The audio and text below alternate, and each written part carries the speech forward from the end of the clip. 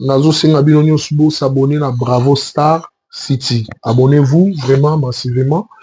Bobo s'abonner parce que Mamba bien Zali. Mamba bien Zali. Bientôt. Bon, je parle album éducation P. Et Oya P. On a la chaîne. Vraiment. C'est vraiment ça. Merci. Que Dieu vous bénisse. Zali, Papa Joël, les grands du monde, c'est ça. Toujours la bonne musique. Check.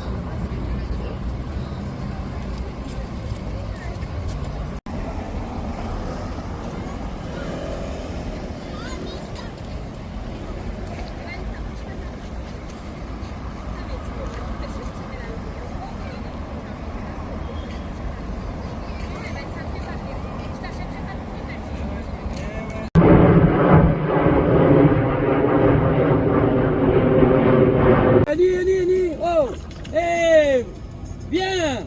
Hop, hop, hop, hop. Allez, bien. Abonnez-vous massivement sur votre chaîne Bravo Star City. Abonnez-vous massivement. Et je souhaiterais aussi encore profiter de cette occasion pour dire que Matthieu 4, chapitre 4, verset 4, là, la Bible nous parle, l'homme ne vit pas seulement que du pain, mais de toute parole qui sort de la bouche de l'Éternel. Ça, c'est-à-dire, il faut chercher quand même la face de Dieu quand au moment où nous sommes encore sur cette terre, et profiter de cette occasion, chercher à écouter la parole de Dieu à travers les hommes de Dieu, à travers l'Église. Il faut profiter les temps car les jours sont mauvais. Profitons les temps car les jours sont mauvais.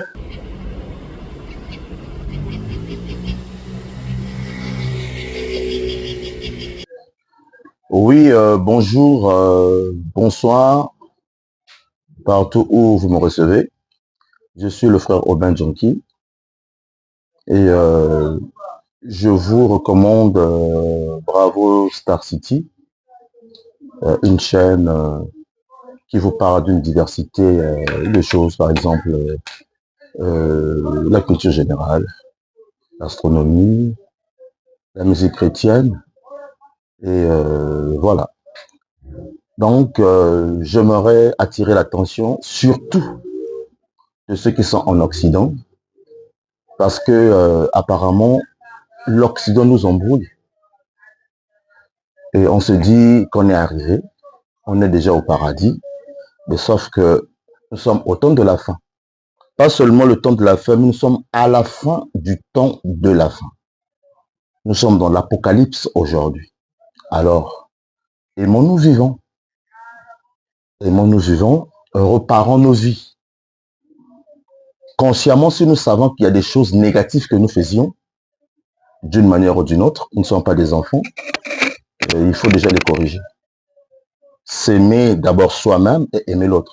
Comme dit la parole, aime ton prochain comme toi-même. Tu ne pourras jamais, jamais du tout aimer ton prochain si tu ne t'aimes pas toi-même. Et alors, ne fais pas à l'autre ce que tu ne veux pas qu'on te fasse. Imaginez-vous, le viol devient une chose récurrente aujourd'hui en Occident. Le détournement de mineurs, allais-je dire. On détourne les mineurs, mais si c'est un enfant qu'on fait cela, est-ce que ça pourra te plaire? Voilà, donc ça veut dire quoi? Il faut chercher Dieu. Mais qui est Dieu? Il y a plusieurs dieux. Qui est Dieu? Il y a plusieurs dieux.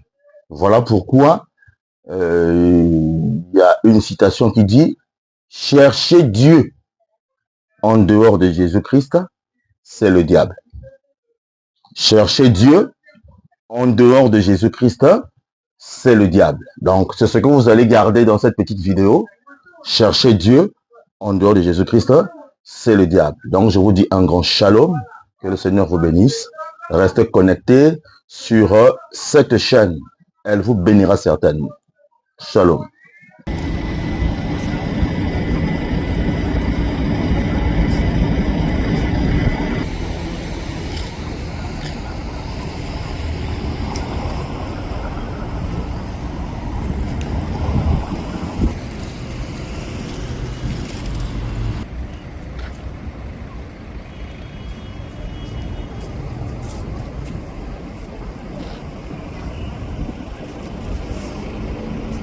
Shalom, bien-aimés dans le Seigneur, je vous invite à s'abonner sur cette chaîne de notre frère bien-aimé, juste pour passer un message de la part du Seigneur. La Bible dit, dans Marc chapitre 8, verset 36, « Que servira-t-il à un homme de tout gagner s'il perd son âme ?» Je voulais que nous puissions avoir une pensée pour cette année, une pensée de penser plus beaucoup à nos âmes, car Jésus revient bientôt. Merci.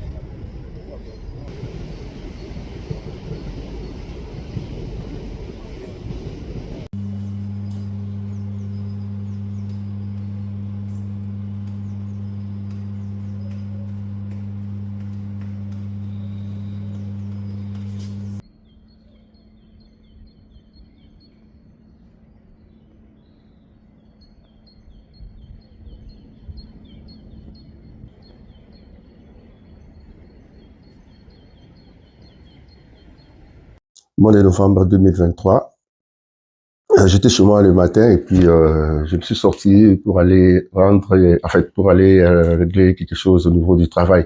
Ces jours-là, donc j'étais de repos. Après, je me suis dit à ma fille, bon, comme ça, tu m'accompagnes pour aller au travail, pour régler quelque chose avec un collègue de service. Et je suis parti, c'était les après-midi. Je suis parti au travail. Dans ma voiture, j'avais une voiture Mercedes. Et ça s'est bien passé au départ. Et au retour, juste quand je suis arrivé au niveau de l'hôpital de Melun, à côté de l'hôpital de Melun, jusque vers les ronds-points, je conduisais. Et puis il y avait une voiture qui venait à ma gauche, et moi j'étais à droite. Et du coup, cette voiture-là donc a traversé la voie là où il était, et puis il est venu donc juste là où moi j'étais directement, donc il m'a cogné. Donc c'était vraiment un choc terrible, terrible, terrible, terrible. Il y avait le truc là qu'on appelle le qui reste dans le volant. Oui, qui reste dans le volant, ouais. Le airbag. Ouais. Donc l'airbag là donc a déclenché, donc il y avait du fumée terrible. Du fumée terrible, et puis la voiture complètement déclassée. Et moi j'étais là au niveau du volant, j'ai eu quelques chocs au niveau du bras et puis j'ai saigné. Et ma fille de 12 ans, elle était juste à côté. Et puis elle est sortie sain et sauf. Amen. Pas de blessures. Pas de blessures. Et puis les policiers sont arrivés, et les pompiers, ils m'ont pris, donc ils m'ont ramené juste au niveau de l'hôpital. Mais je n'ai pas passé la nuit là-bas et puis ils m'ont fait les examens, donc il n'y a rien de grave donc, qui s'est passé. Amen. Et la voiture, donc, complètement déclassée et puis c'était parti au niveau de la fourrière. Donc, Amen. je suis sorti vraiment, donc c'est son fait l'éternel, donc m'a épargné vraiment. Donc, c'est pour cela, donc, je voulais vraiment témoigner avec vous. Amen. Amen. Que Dieu soit béni, que Dieu soit béni. Amen. Le nom spirituel que j'ai reçu après mon baptême, c'est Josué. Amen. Amen. Je suis originaire de la Côte d'Ivoire. Voilà.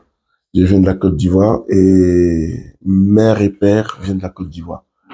J'étais un jeune d'une famille un peu nombreuse de plusieurs mariages récomposés. Et ma mère a eu que 2 enfants, les 2, moi et ma petite sœur. Elle était la première. Elle n'a pas eu la chance d'en avoir plusieurs. Mais elle accueillait les enfants des autres. Parce que papa était un gentleman. Amen.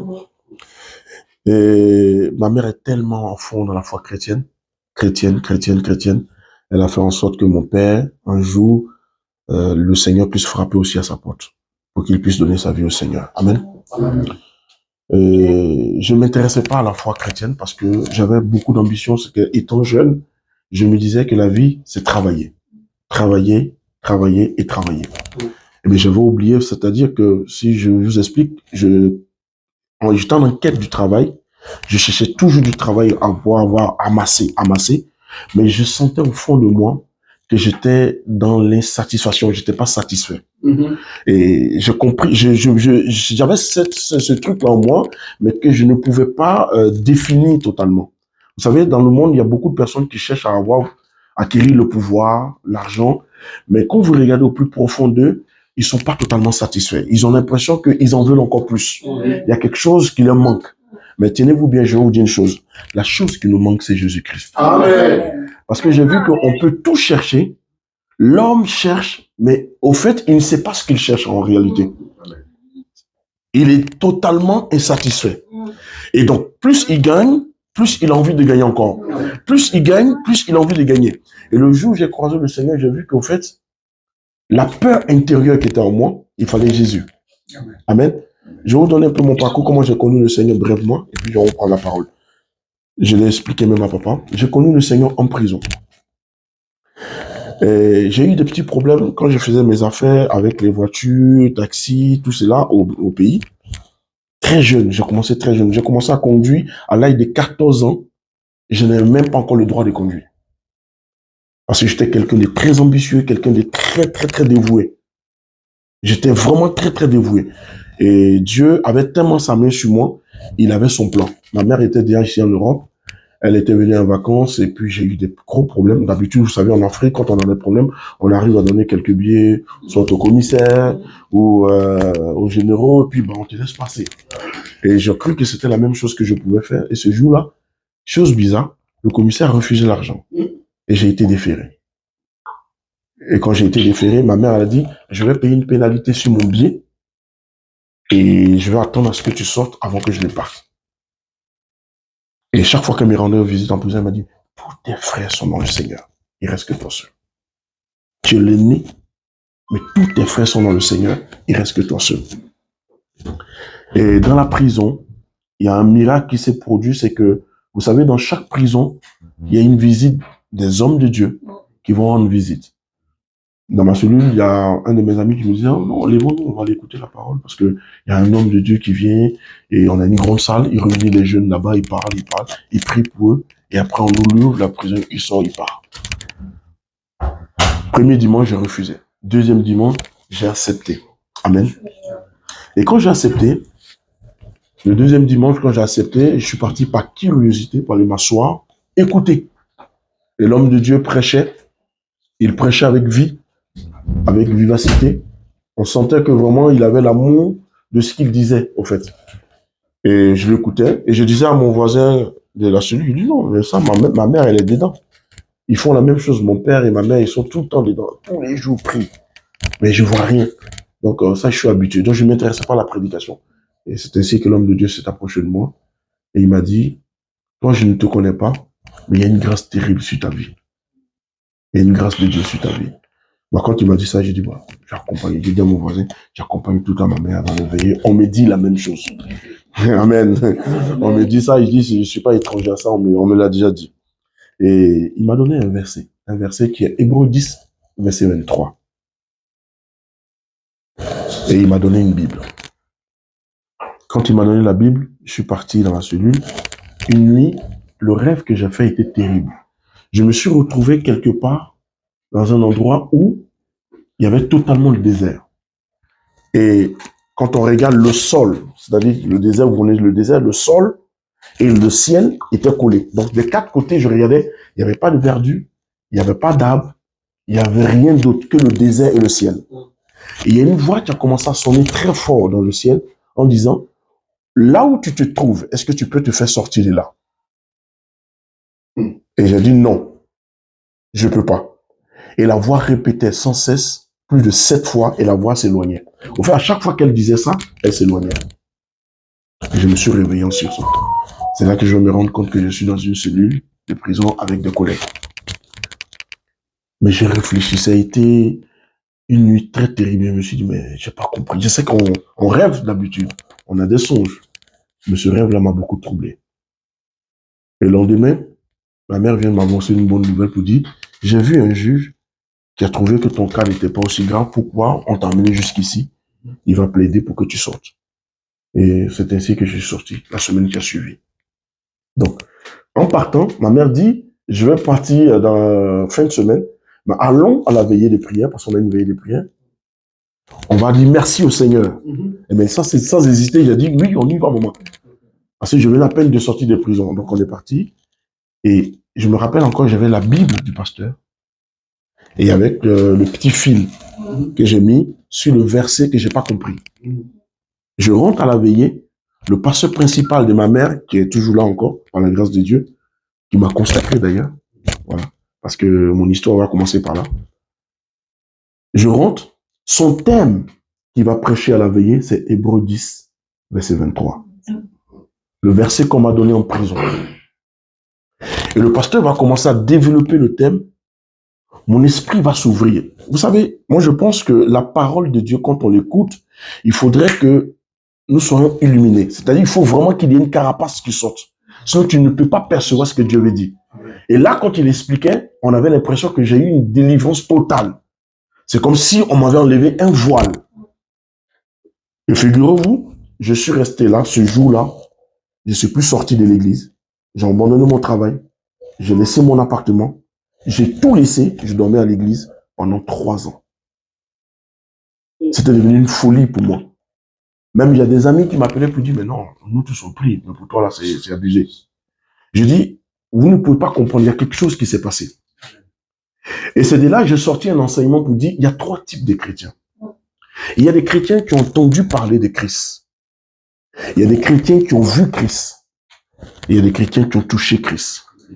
C'est pas la même manifestation. Je m'explique.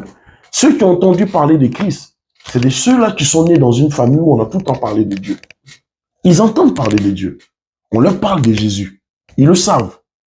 Ceux qui ont vu Christ, c'est ceux qui ont vu la manifestation de Christ devant leurs yeux.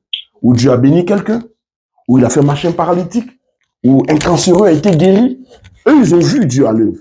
Maintenant, ceux qui ont touché Dieu, c'est ceux qui ont appelé sa manifestation dans leur vie. Ces personnes en sont différentes de ceux qui ont entendu et ceux qui ont vu. Amen. Amen. Et donc, je pense que c'est de là est venu mon témoignage jusqu'aujourd'hui. Je sois le pasteur que je suis par la grâce, parce que Dieu est allé très rapidement avec moi. Très jeune, j'avais quel âge? 21 ans. 21 ans et j'ai été consacré déjà en tant que pasteur après les études bibliques. Amen. Amen. Aujourd'hui, j'en ai 42. Je sers le Seigneur depuis très très longtemps. Amen. Amen. Donc, c'était un peu mon petit témoignage pour vous dire que vous avez en face de vous votre frère qui vient de très loin. Amen. Amen. Que Dieu a sorti de la boue, qu'il a nettoyé et qu'il a mis au service de ses enfants. Amen. Que le Seigneur nous bénisse. Nous allons prendre notre Bible. Amen. Et nous allons écouter